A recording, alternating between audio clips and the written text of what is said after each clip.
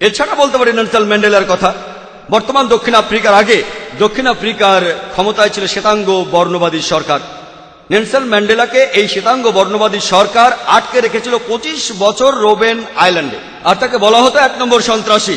পরবর্তীতে যখন দক্ষিণ আফ্রিকা বর্ণবাদী সরকারের হাত থেকে মুক্ত হলো, তখন দক্ষিণ আফ্রিকার প্রেসিডেন্ট হলেন ম্যান্ডেলা। এরপরে নেলসন ম্যান্ডেলা শান্তিতে নোবেল পুরস্কার পেলেন। আর তিনি নতুন কোনো কাজের জন্য এই শান্তি পুরস্কারটা পাননি। এমন না যে আগে তিনি সন্ত্রাসী ছিলেন তারপরে ভালো হয়ে গেছেন, একটা খারাপ লোক ভালো হয়ে গেল, এরকম না। সেই একই কাজ যেটার জন্য তাকে সন্ত্রাসী বলা হয়েছে, কয়েক বছর পরে সেটার জন্য তিনি শান্তিতে নোবেল পেলেন। এটা খুবই অদ্ভুত। একই কাজ যে কারণে তিনি 25 বছর জেলখানায় ছিলেন, তাকে সন্ত্রাসী বলা হতো, সেই কাজের জন্যই তিনি শান্তিতে নোবেল পুরস্কার পেয়েছেন।